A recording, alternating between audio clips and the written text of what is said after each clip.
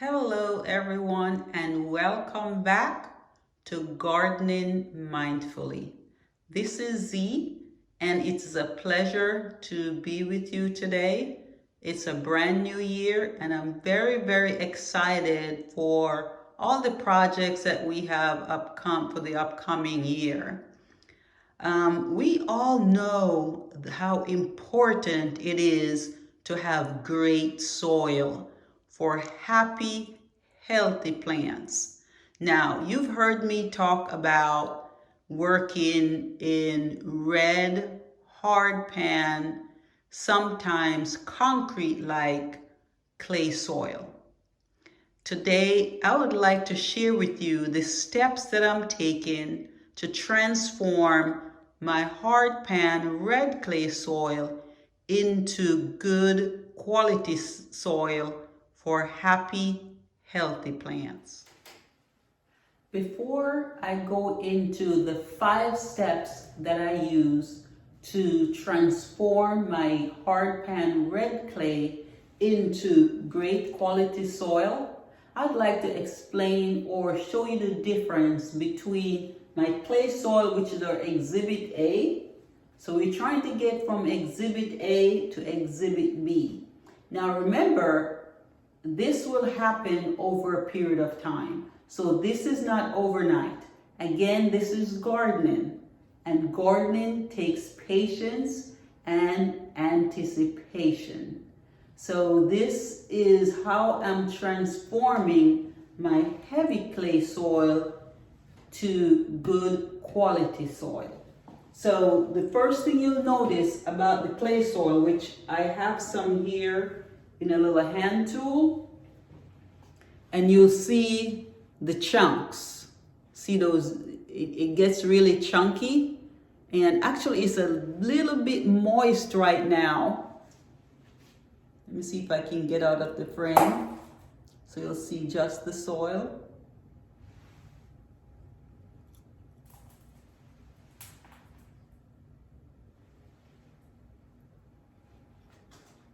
So the clay soil has particles that are really small. And because the particles are really small, it tends to become dense and compact. And this is not something that's ideal for healthy plants, because when it's compact, it tends to hold water, to hold moisture, so it does not drain well.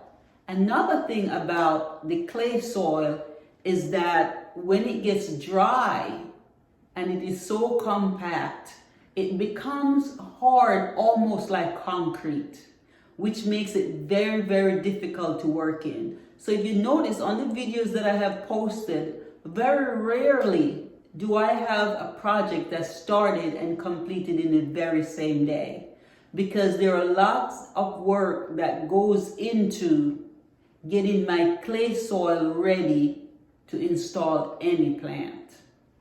Again, the clay soil, because the particles are small and dense, it becomes compact, meaning it's not well draining and it is not well aerated. So it holds on to moisture, which can lead to root rot.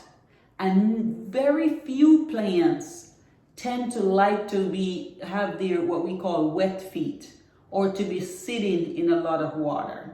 And you'll see another video that I'm going to post about a Radiance Abelia that really wasn't looking well in my garden. And when I decided to replace it with a Spirea, I found out exactly what the problem was. And the problem was it was sitting in too much water. And so that's one of the things that I've learned about Radiance Abelia, is that they do not like to have wet feet. Now this is the clay soil. Now let me show you the kind of soil that I'd like to replace my clay soil with. Now in this, you'll see the color. So it's a lot darker, it's more rich, it's lighter than the clay soil.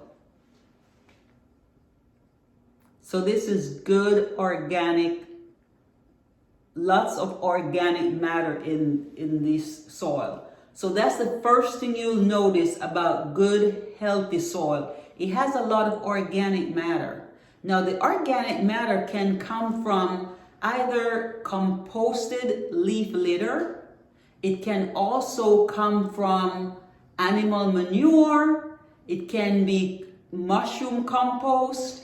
And sometimes we purchase them. I tend to purchase it in bags because it's a lot easier for me to carry around, as opposed to if it's I buy a load and it's dumped onto my driveway or someplace in my landscape, then it's a lot harder for me to move around. And I'm also in an HOA, so I tend to use the bags. So this is what we're trying to get to.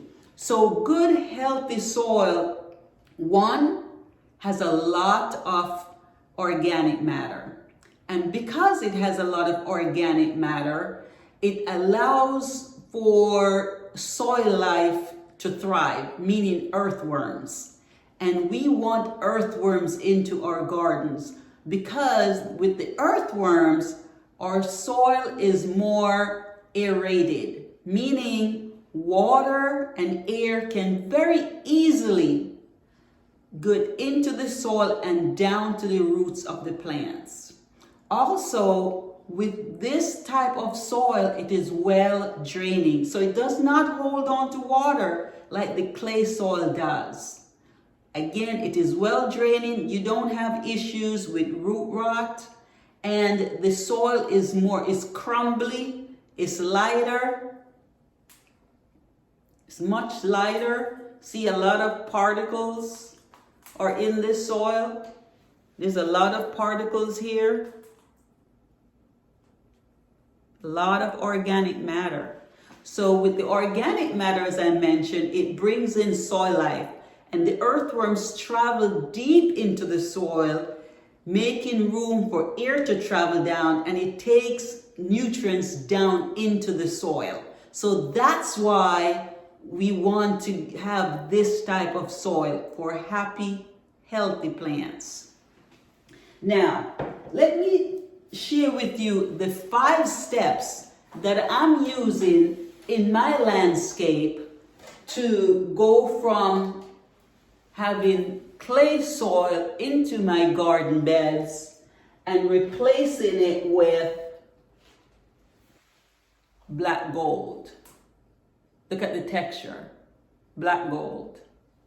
Awesome. Now the first step that I'm using is, 1, I am using tools. Yes, I am using tools. This is not a raised bed video, and this is not talking about no-till. I'm planting directly into my clay soil. So the first thing I do is to use tools. Now, the first tool I use, which is my go-to tool, is what I call my trusty shovel. From I was growing up many years ago when I started, gardening with my family. My dad was a farmer and we all had a shovel. And so the shovel is the first tool that we go to get the ground started. Now, here is the shovel that I've purchased, and I've yet to clean it and put it away since I'm finished now planting anything outside until the spring. So my shovel is the first thing I use to get the ground started, to get a hole dug. If it's been several weeks without any rain and my clay soil is more like concrete, then I need to do something else. My trusty shovel won't do the job. So here's what I do.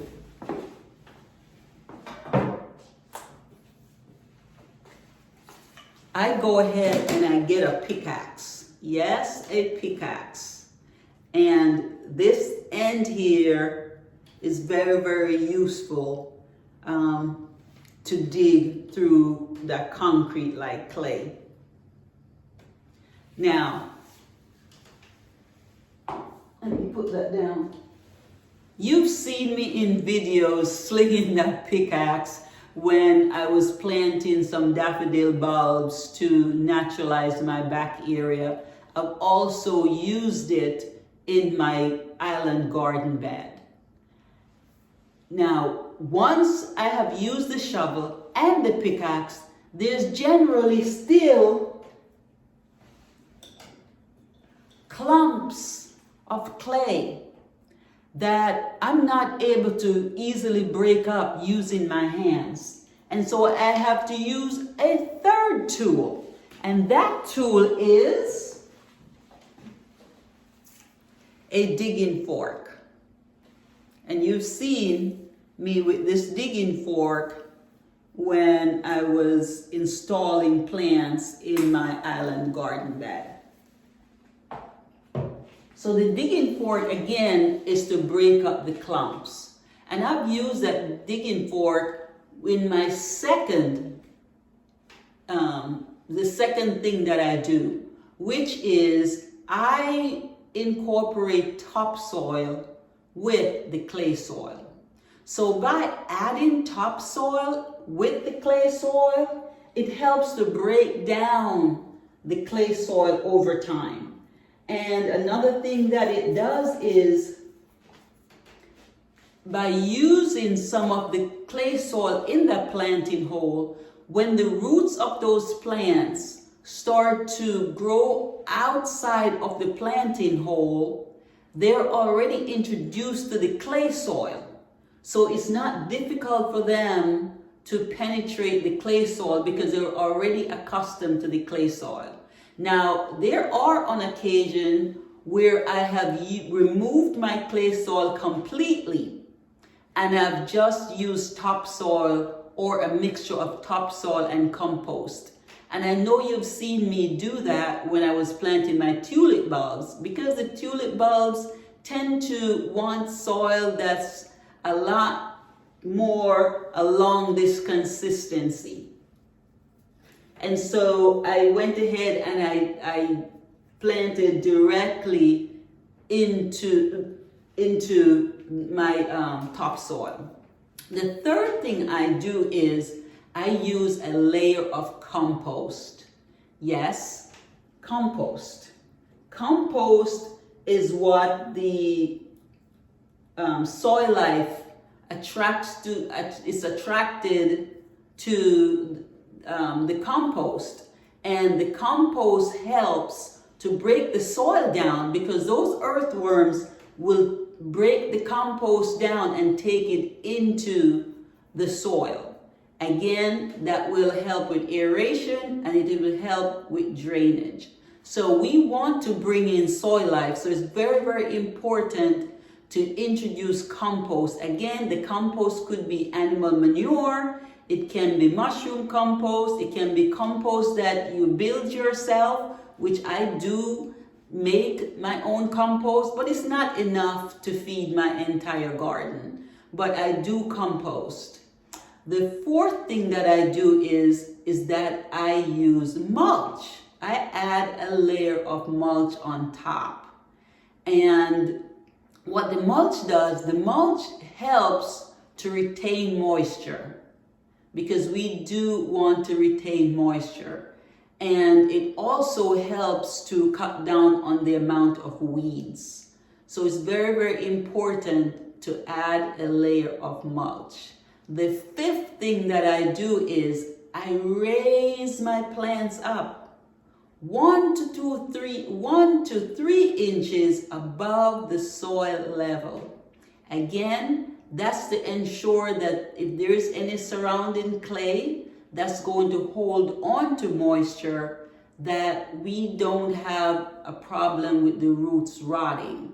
So I do raise my plants up 1 to 3 inches above the soil level. You have been working in heavy clay soil and is in the process of transforming it to good quality soil, or if you're at a loss with what to do about your heavy clay soil, please add a comment in the comment section below.